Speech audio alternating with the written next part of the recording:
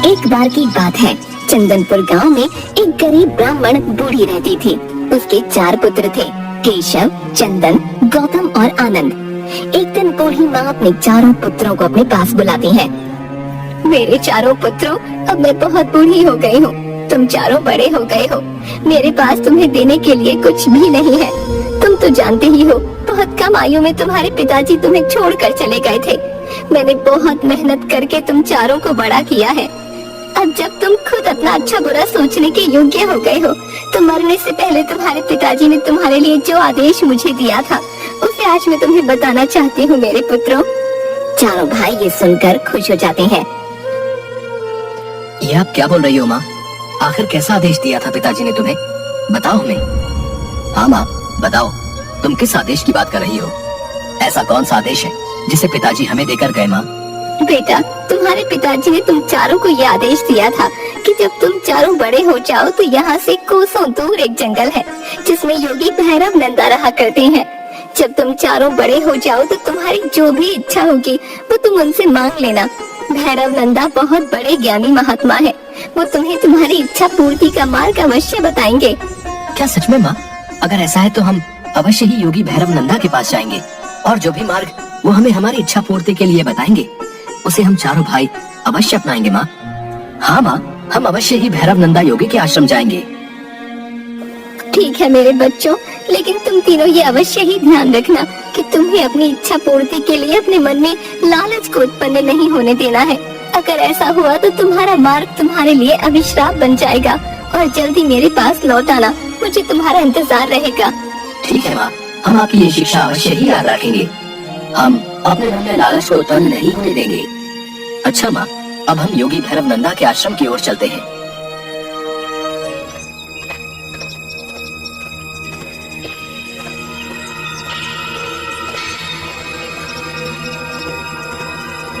भाइयों, क्या सच में गुरुजी के पास दिव्य शक्तियाँ हैं या बस सब बातें हवा में ही हैं?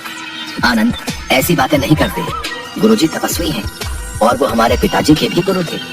हाँ हाँ ठीक है, देखते हैं गुरुजी को भी आज।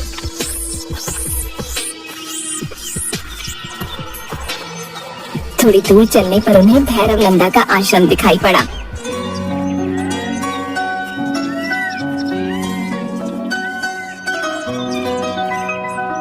अरे वो देखो, वो रहा योगी भैरव नंदा का आश्रम। चलो उस ओर चलते हैं। तभी वो चारों आश्रम में जाते हैं। वहाँ उन्हें योगी भैरव नंदा ईश्वर के ध्यान में मग्न आश्रम के बाहर बैठे दिखते हैं। प्रणाम गुरुजी, अपनी आंखें खोलिए, हम बहुत दूर से आपसे भेंट करने आए हैं। हमें हमारी माता ने आपके पास भेजा है। आंखें खोलिए गुरुजी। क्या बात है बालकों, आखिर कौन हो तुम और कौन है तुम्हारी माता जिसने तुम्हें हमारे पास भेजा है? हम ब्राह्मण विश्वासनाथ के पुत्र हैं। गुरुजी, हमें हमारी माता ने आपके पास अपनी इच्छा की पूर्ति के लिए भेजा है। हमारे पिता ने संसार को त्याग करने से पहले हमारे लिए एक आदेश दिया था कि जब हम चारों बड़े हो जाएंगे तो अपनी इच्छा पूर्ति के लिए आपके पास चले आए।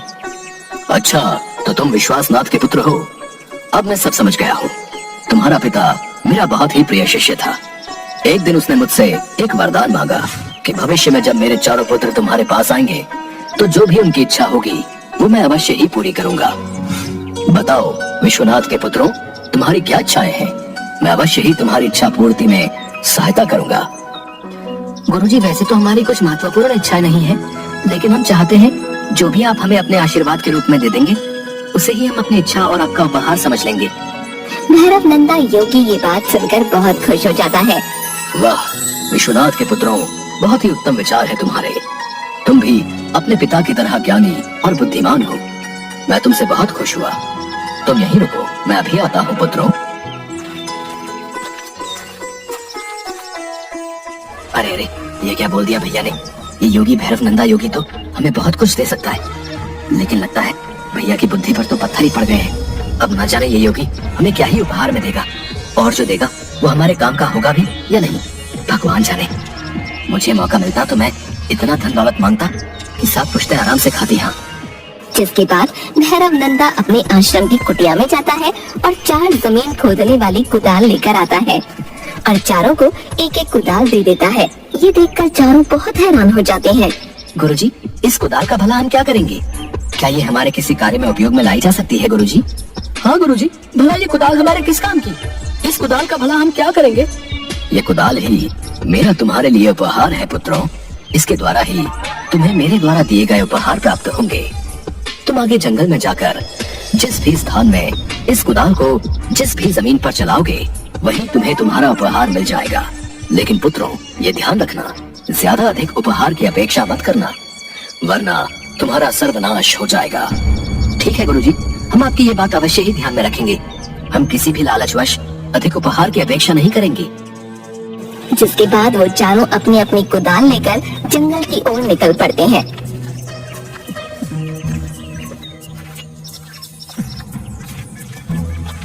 मुझे लगता है हमें इस कुदाल से यहीं खोदना शुरू कर देना चाहिए।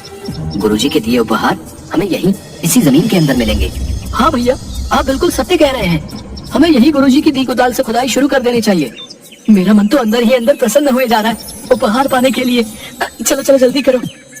तभी वो चारों अपनी अपनी कुदाल से जमीन को खोदना शुरू कर देते हैं।